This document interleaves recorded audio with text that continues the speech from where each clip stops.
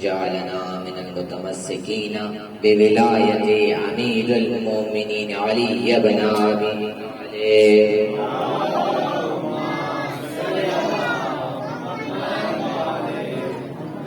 تمام تعریفیں، تمام حمد و ثنا اس پاک پروردگار عالم کی ذات کے لیے کہ جس نے ہمارے دل میں مولا کائنات علی ابن ابی طالب کی محبت ڈالا، اور تمام درود و سلام محمد و آل محمد کے لیے جو وجہ تخلیق کائنات ہے. میں اس کے نام سے کرتا ہوں ابتدائے سخن، میں اس کے نام سے کرتا ہوں ابتدائے سخن. زمین کن سے اگاتا ہے جو زمین و وزن، اسی کے دستے کرم سے جہاں میں بڑھتا ہے تمام صبح کا کھانا، تمام رات کا ڈھنگ. صلوات پڑھ دیجیے محمد و آل محمد کا.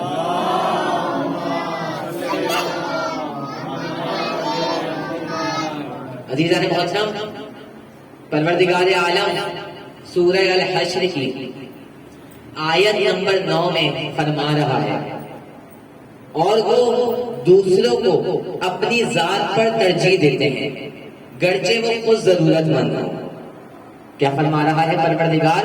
کچھ لوگ دوسروں کو اپنی ذات پر ترجیح دیتے ہیں گرچہ وہ خود ضرورت مند ہیں. ایک مرتبہ انس بن مالک فرماتے ہیں، کہتے ہیں کہ میں علی سے بہت بغض رکھتا تھا، اور میں رسول خدا کا دربان بن کر ایک مرتبہ رسول خدا کے گھر کے دروازے پر کھڑا ہوا تھا. میں نے دیکھا کہ جبرائیل امین رسول خدا کے پاس نازل ہوئے اور ہاتھ میں جنتی کھانا تھا.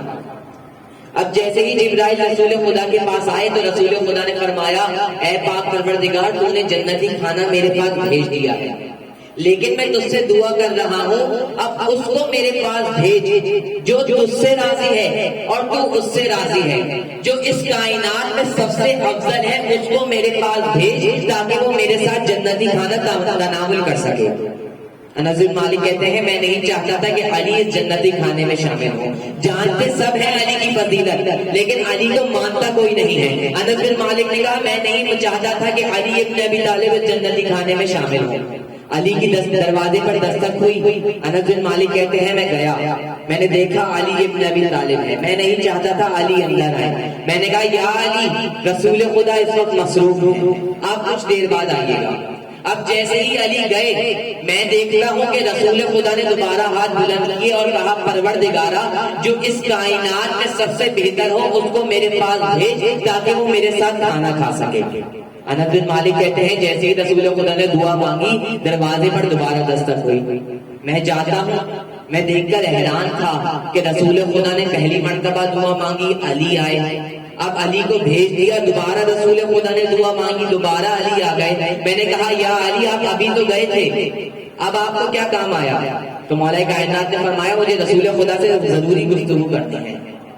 انس بن مالک کہتے ہیں، یا علی، میں نے آپ کو پہلے بھی بتایا تھا، اب بھی بتا رہا ہوں کہ رسول خدا اس وقت مصروف ہیں، آپ کچھ دیر بعد آئیے گا. عبداللہ حسین دستغیب لکھتے ہیں کہ ایک مرتبہ، دو مرتبہ بھیج دیا گیا علی ابن ابی طالب کو. جیسے ہی علی دوسری مرتبہ گئے، رسول خدا نے فرمایا، اے پاک پروردگار عالم، اس کو میرے پاس بھیج جو اس کائنات میں سب سے افضل ہے. اس مرتبہ دروازے پر دستک ہوئی. انس بن مالک کہتے ہیں، اب میرے پاس کوئی اور بہانہ نہیں تھا علی کو گھر بھیجنے کا. میں نے علی کو اندر بلایا. رسول خدا نے پوچھا، یا علی، اتنی دیر کیوں کی آنے میں؟ انس بن مالک کہتے ہیں، میں نے سنا ایک مرتبہ علی نے فرمایا، یا رسول خدا، میں 2 مرتبہ آیا تھا لیکن انس بن مالک نے واپس بھیج دیا. ایک مرتبہ رسول خدا نے فرمایا، اے انس، علی خود نہیں آ رہے تھے، اللہ علی کو بھیج رہا تھا، کیونکہ میں نے پروردگار سے کہا تھا، پروردگارا، اس کو بھیج جو اس کائنات میں سب سے افضل ہے، جو اس کائنات میں سب سے افضل ہے اس کو یہاں پر بھیج.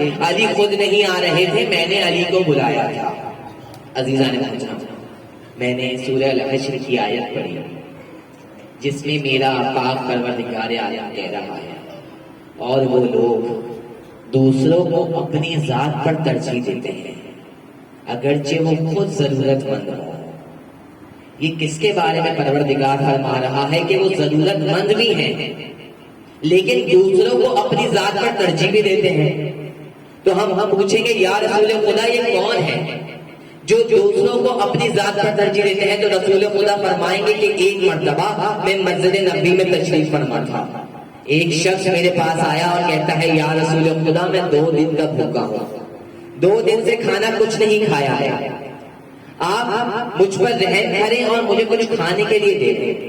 تاریخ لکھتی ہے کہ وہ جو شخص آیا تھا، ایک صلوات پڑھ دیجیے محمد وآلہ محمد۔ صلی اللہ محمد۔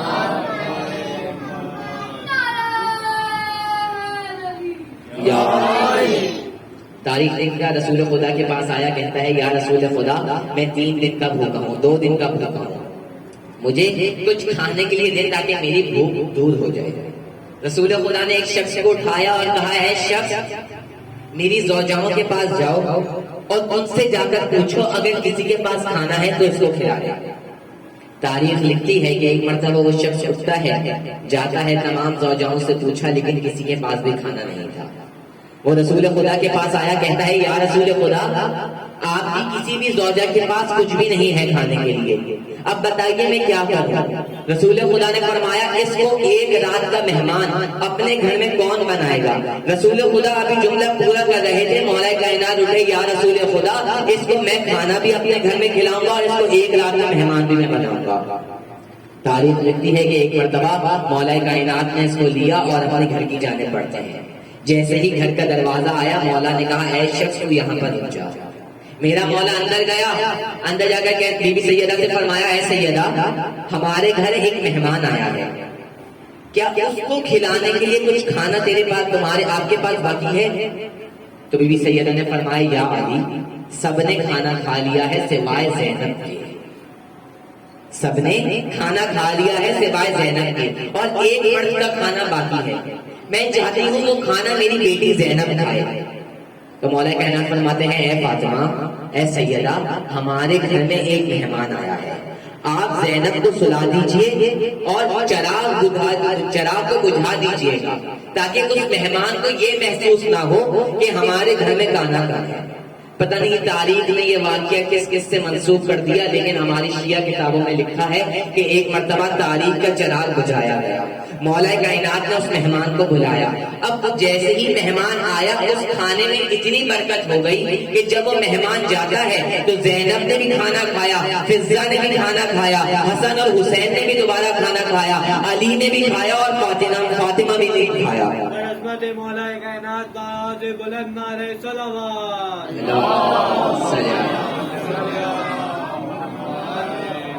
سب نے ایک ایک مرتبہ دوبارہ کھانا کھا لیا۔ آگے جانے محترم یہ واقعہ گزرا تھا رسول خدا کے پاس، اگلے دن مولا کائنات آئے، رسول خدا علی کو دیکھ کے مسکرا رہے ہیں اور علی رسول خدا کو دیکھ کے مسکرا رہے ہیں۔ اتنے میں رسول خدا نے فرمایا یا علی کل جو تم نے عمل کیا اللہ کو اتنا پسند آیا کہ اللہ نے سورہ الحشر کی آیت نمبر 9 نازل کرتے ہوئے فرما دیا اور وہ لوگ دوسروں کو اپنی ذات پر ترجیح دیتے ہیں اگرچہ وہ خود ضرورت مند ہو۔ علی کے گھر میں ایک وقت کا کھانا باقی تھا، زینب نے نہیں کھایا تھا، لیکن علی نے اپنی ذات پر کسی اور کو ترجیح دیتے ہوئے وہ کھانا اس مہمان کو کھلایا، وہ کھانا کسی اور کو کھلایا۔ عزیزان محترم بس میں نے گفتگو کو تمام کیا۔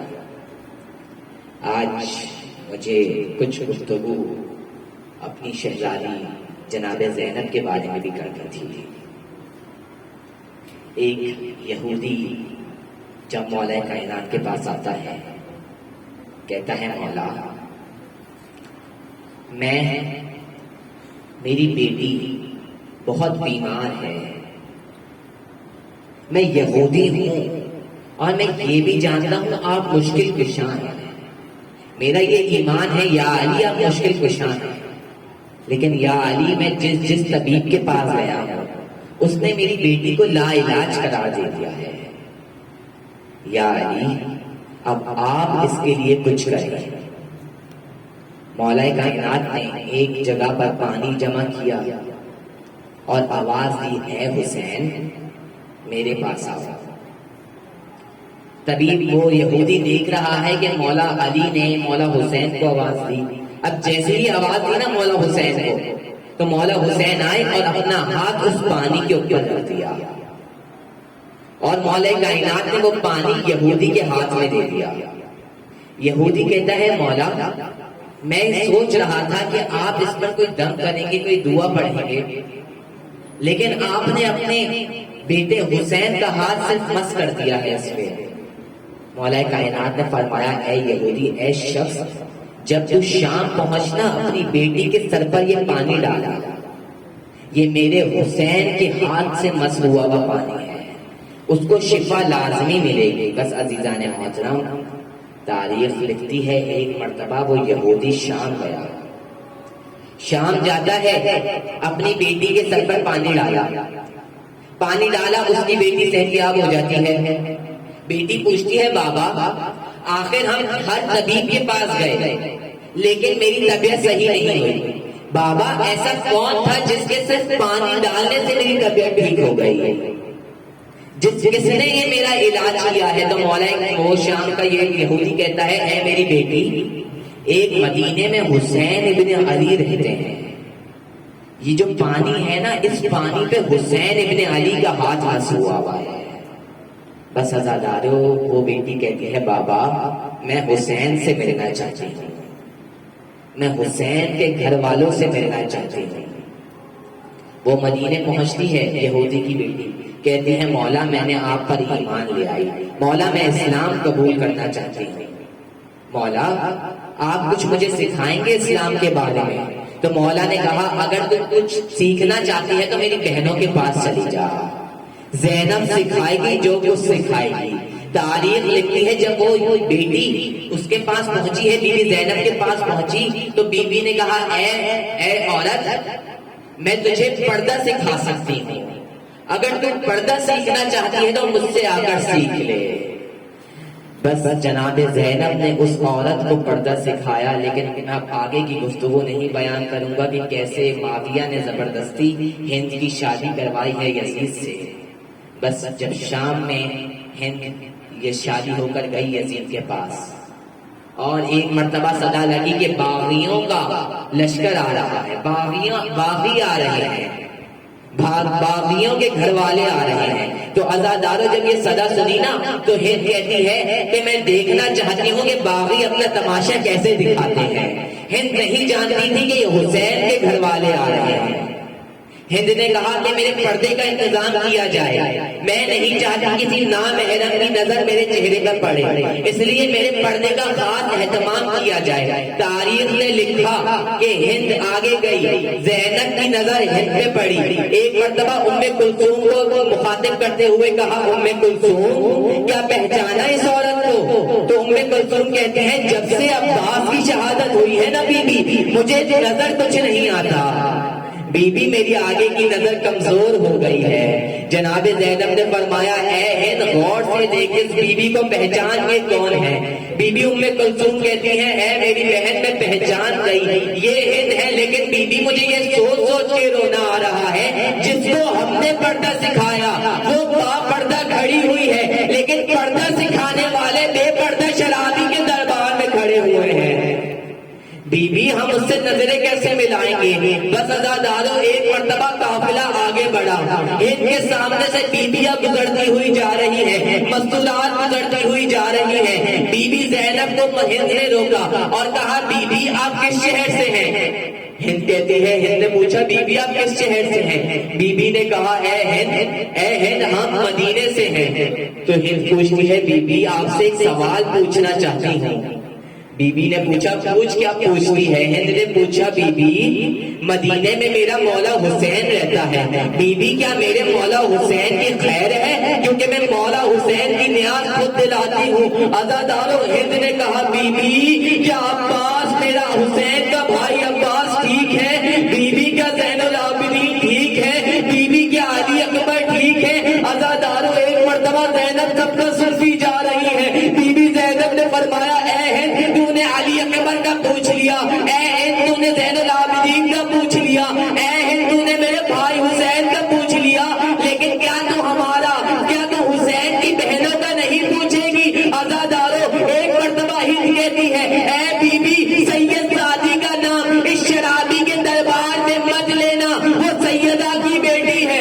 عزادارو ایک مرتبہ زینب نے کہا اے ہند مجھے پہچان، میں حسین کی بہن ہوں، میں علی کی بیٹی، وہ دیکھ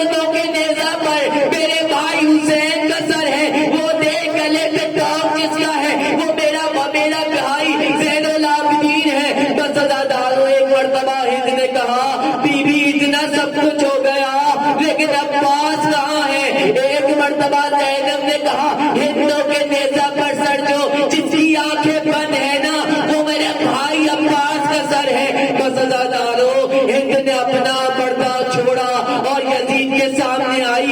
یزید کہتا ہے اے ہند تو نامحرموں کے مجمع میں بے پردہ اور چادر کیسے آ گئی؟ ازاداروں ہند نے جملہ کہا اے یزید جس نے مجھے پردہ سکھایا تھا ان بیویوں کو تو شرابی کے دربار میں لے آیا. اے یزید میں بھی پردہ نہیں کروں گی. بس ازاداروں ایک مرتبہ یزید آگے بڑھا, ایک چادر ہند کے سر پہ ڈالی. ہند نے وہ چادر اٹھا کر زمین پہ ماری اور کہا اے یزید جس کی ماں کا جنازہ رات کی تاریکی پہ اٹھا تھا کہ کسی نامحرم کی نظر نہ پڑے ان بیویوں کو تو کربلا سے کوفہ سے شام لے آیا. الا لعنت اللہ علی القوم الظالمین. ماتم